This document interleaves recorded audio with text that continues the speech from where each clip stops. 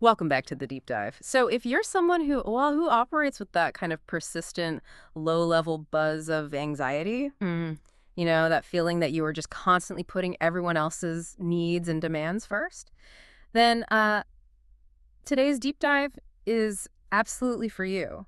I think that's most of us, It isn't it? really is. And we're not talking about like huge philosophical changes. We're talking about the really actionable but often brutally difficult task of just stopping the energy leak. Right. We're really trying to tackle that core question of how to stop running on empty, how to start prioritizing all the external noise over the quiet you need inside. That really is the heart of it. Yeah. We're drowning in information and obligations, and our whole system, our whole society, it's designed to reward that external effort. Mm-hmm. We've been looking at these excerpts today that focus on what the author calls, very specifically, simple rules for guarding the quiet mind. Simple rules. I like the sound of that.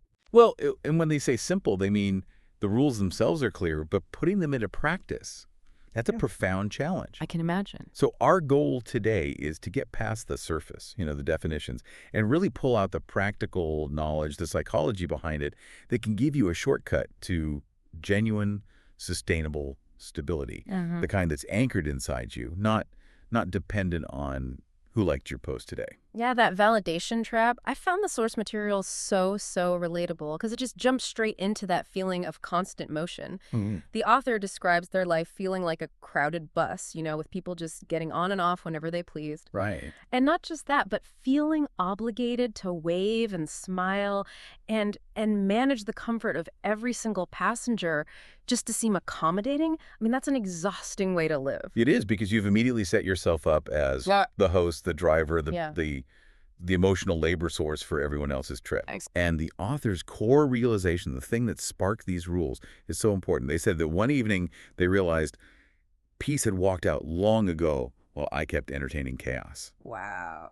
Entertaining chaos. That admission is everything. It stops you from blaming the outside world, and it puts the responsibility for the chaos on choices we make to allow it in.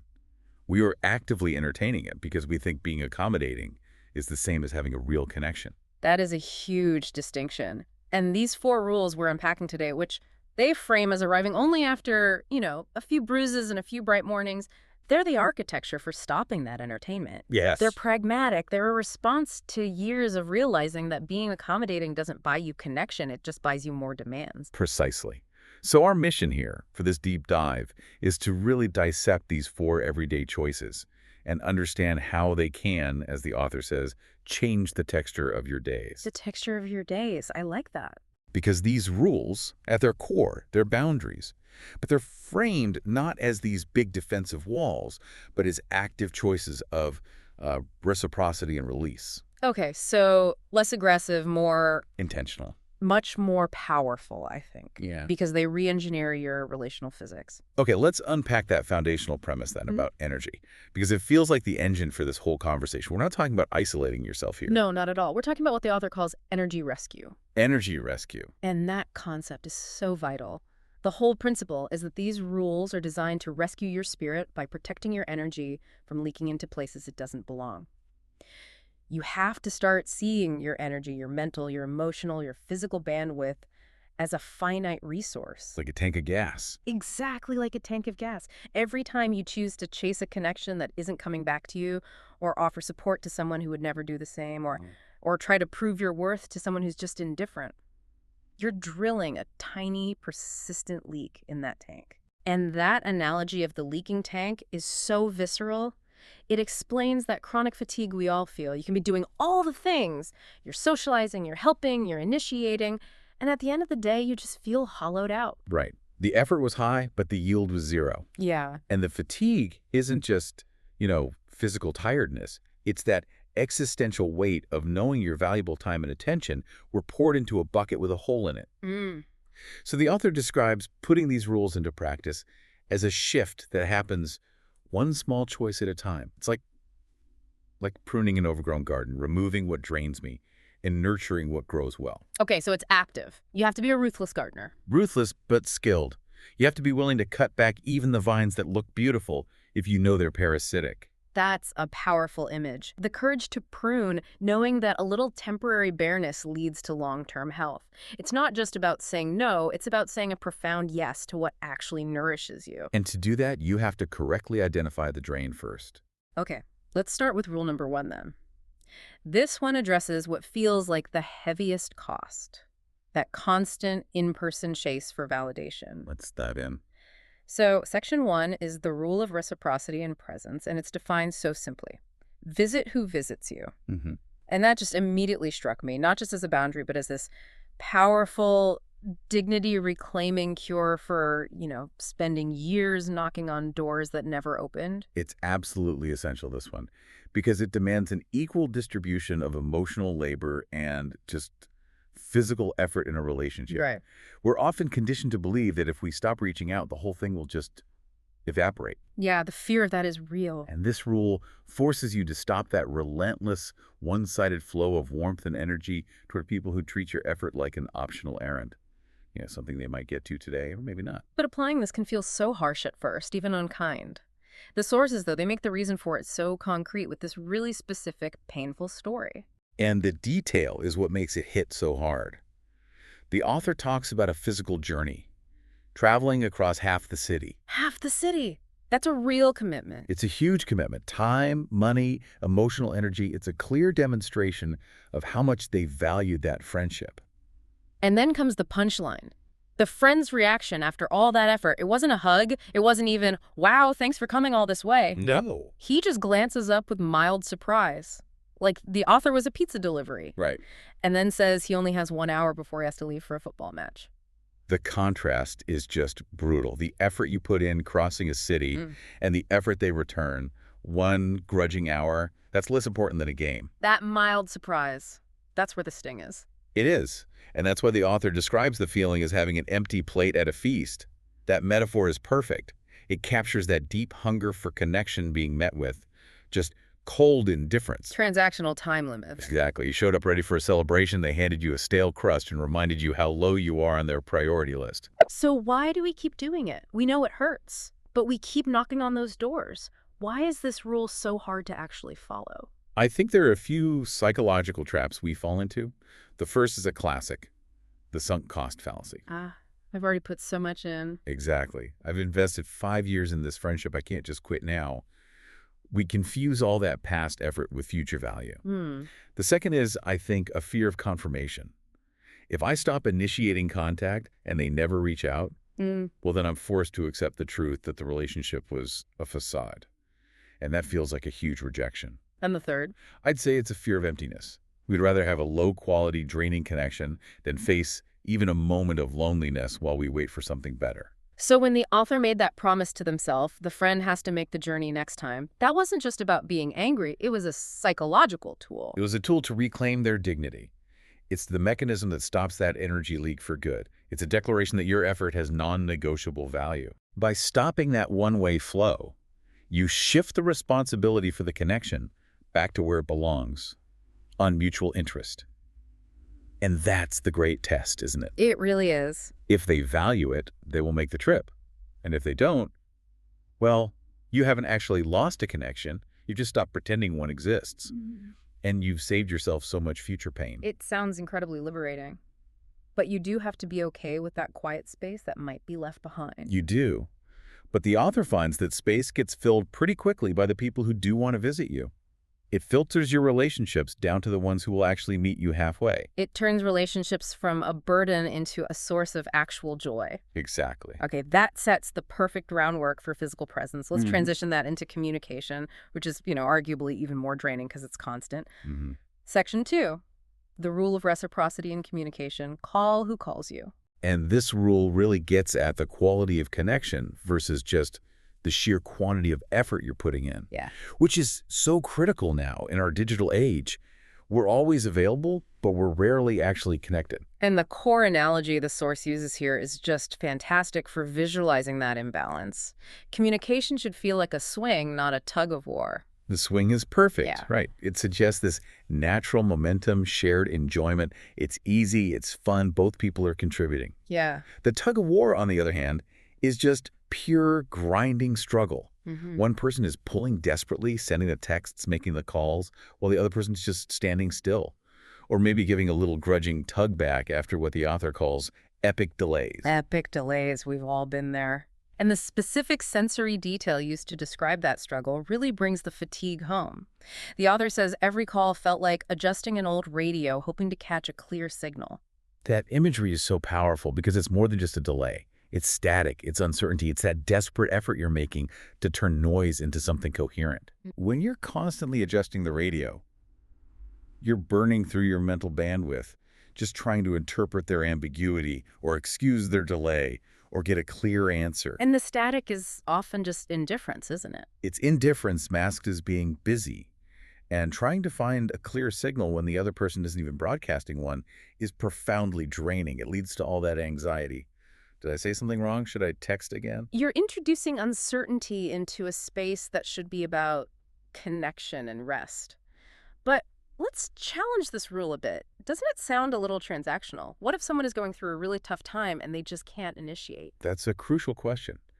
And the author is careful to differentiate between genuine support, which we'll get to in Rule 3, and a systemic pattern of non-reciprocity. Okay, so it's about the pattern. It's about the pattern. This rule is for the relationships, where this is the norm, not a temporary crisis. If someone's genuinely in crisis, they usually communicate that. If they've been treating your attempts to connect like a low-priority task for years, well, the pattern reveals the truth. So the rule forces you to do an audit of your relationships based on that pattern. And the contrast, the relief, is so clear in the source material. The author describes how alive they felt calling people who ghosted them with genuine warmth and playful chaos. And that's the intentional shift. You stop focusing on the static and you turn toward the clear signals. The source says those good reciprocal calls felt like a shared bench where we could both rest. A shared bench. I love that. It emphasized that mutual ease. There's no performance, no need to justify why you're calling. The signal is already crystal clear. You both just show up, ready to talk. So the tug of war makes you anxious and heavy, but the shared bench makes you feel light and seen. The clarity from that must be enormous. It is. And the synthesis here is that peace grows when you consciously stop chasing echoes, trying to get back a feeling you once had. And you actively start nurturing conversations that breathe. Nurturing conversations that breathe. You're investing your finite energy in relationships that are already alive, that give you life back, instead of draining it. This feels like a perfect place to apply the Pareto principle, the 80-20 rule, to our social lives. That's exactly it. The 80-20 rule is perfect here. We probably spend 80% of our relational effort, the initiating, the worrying, the interpreting on the 20% of relationships that give us the least joy. And the most anxiety. Right. This rule says, identify that top 20% that brings you 80% of your joy and reallocate your energy there. Move it away from the drain. So how do you actually do that audit? Do you get out a spreadsheet? It's simpler than that. It's an emotional inventory, not a mathematical one. The audit is just one question. How does your body feel 30 minutes after you interact with this person? Oh, that's good. If you feel anxious, exhausted, or like you need to immediately debrief with someone else, that relationship is probably in the 80% drain category. And if you feel energized or calm or just genuinely happy, that's your 20% joy. This rule gives you permission to just not send that next text to the drain group. Let it find its own balance. If it fades, it was an echo you were chasing anyway. That's a really powerful shift. Okay, moving on to the third rule. This one feels heavier than presence or communication. It's the rule of reciprocity in support. Support who supports you. This one is maybe the most psychologically complex because it gets right at our identities as helpers, as caregivers. We're talking about deep emotional and logistical energy here. The resources we spend trying to fix problems for other people. The rule stresses that help has to flow both ways, or as the author realized, you just become a life support system for someone else. Yeah. And eventually your own system is going to collapse. And the cost of violating this rule, it's described as this profound spiritual erosion. Not just being tired. The author says they burnt myself trying to lift someone who never paused to check if I was falling behind. That phrase, burnt myself, that's self-immolation. It's sacrificing yourself for someone who isn't even looking out for you. Right. And this often happens because we mistake enabling for kindness. We're afraid that if we step back, the other person will fail, and we carry that guilt. But the personal cost is both physical and emotional. The back felt heavy, literally, from the weight of lifting. And the spirit. the spirit slowly dim. It knots inside. So knots inside. When you're giving everything and getting nothing back, not even a thank you or an how are you, your own internal light starts to fail. That leads to burnout, to resentment. And often the people we're over-supporting are so wrapped up in their own stuff, they genuinely don't even notice our struggle. They've gotten used to the one-way street, which is why the turning point for the author wasn't just realizing they were exhausted, it was seeing what real reciprocal support actually looked like when it showed up out of the blue. And it came in a moment of vulnerability, not strength. The author talks about a colleague who noticed their silence during a rough week. That detail, the noticing, is so powerful. It's everything. The colleague didn't wait to be asked. Yeah. They just proactively offered to take a big chunk of work off their plate. That is the gold standard of support. It's not a transaction, I help you with A, you help me with B. It's the recognition that you're struggling and the proactive, unprompted move to restore balance. Yeah. The author described that feeling as being like a small lantern during a foggy night. And that illustrates two key things about real support. First, it doesn't have to be some grand gesture. A lantern doesn't clear the whole fog, but it shows you the next step. It reminds you you're not alone. And second, It shows that true support anticipates the exhaustion before the collapse. so the practical application here isn't about keeping score. It's about strategic placement of your strength. You figuring who would hand you their lantern when the fog rolls in? Exactly. The rule taught the author to place my strength where it is valued and returned. You shift from obligation to mindful investment. Mutual support creates this rhythm that steadies even the messiest days. A steady rhythm. A rhythm where you know that when you pour your energy out, the ecosystem is designed to refill you. It's a difference between rowing solo all the time and having a sustainable flow. But it also gives you permission to withhold that aid when you sense it's a one-way street. That must bring up a lot of guilt at first. How do you deal with that? The author suggests reframing the guilt. Guilt comes from the belief that you're a bad person if you prioritize your own needs. But these rules teach that if your own system is always depleted, you're no good to anyone, including yourself. So by choosing not to burn yourself out, you're choosing long-term availability over short-term sacrifice. So it's not about abandoning someone. It's about honoring your own capacity. And the guilt fades when you realize saying no to one draining demand frees you up to say yes to a genuine need from someone who does show up for you. Okay. We've covered 3 rules about redirecting effort. Now the 4th, which feels like the hardest because it requires a kind of radical acceptance, the art of detachment. Section 4, ignore who ignores you. This is the final piece, the emotional release. The author calls it the art nobody teaches, yet everyone needs. We're always taught to chase, to persist, to try harder if someone ignores us. This rule says do the opposite. Stop trying. Let their silence be the answer. So the core action is finding peace through detachment. And that requires a complete reinterpretation of what it feels like to be ignored. That mental shift is the entire key to liberation. Indifference, the author says, used to sting. It felt like a judgment on their worth. Of course. But they learned to see it as a quiet compass. And that is the whole transformation right there. You stop seeing it as pain, as proof you're not good enough, and you start seeing it as guidance. A quiet compass. If someone is indifferent to you, they're giving you the clearest possible directions. Your energy isn't welcome here, go somewhere else. It frees you from the exhausting job of trying to justify yourself. And the futility the author realized they'd been trapped in for so long. The futility of sending signals into silence, hoping the other person would suddenly notice my effort. And the difficult but liberating truth they came to was simple. They never did. Wow. And once you accept that your effort won't magically change someone's indifference, you're free. You realize all the energy you spent hoping could have been spent actually living. It sounds like turning off a really noisy, annoying engine in your head. What happens internally when you finally stop that cycle? The release is huge. It's stopping that need to keep explaining myself to those who had already turned away. When you stop trying to justify your existence to people who aren't even listening, you instantly reclaim your own dignity. You're acknowledging their choice to ignore you, and you're choosing to mirror that distance. And the result isn't a sudden burst of happiness. No, it's something better, more foundational. The author says peace arrived like a slow tide. A slow tide. Think about that. It's slow, pervasive, unstoppable. It's not a fleeting emotion. It's a deep, fundamental change where your days just start to feel easier, lighter, fuller. The lightness comes from dropping the emotional weight of those non-reciprocal connections. This really is where all four rules come together, isn't it? They're completely intertwined. They protect you from chasing people who no longer belong in your present. He wants to ignore you. Right. And by clearing out that space in your life, they open your door to those who bring humor, clarity, and a sense of belonging. You're basically exchanging exhausting maintenance for genuine, sustainable connection. So the immediate win is clarity, that quiet compass.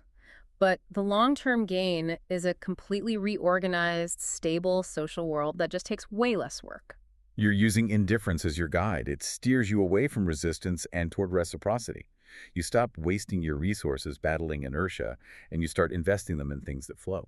That brings us perfectly to Section 5, the synthesis of it all. The overall benefit to your internal state. It's not about grand achievements. It's about that quietly steady outcome. That's right.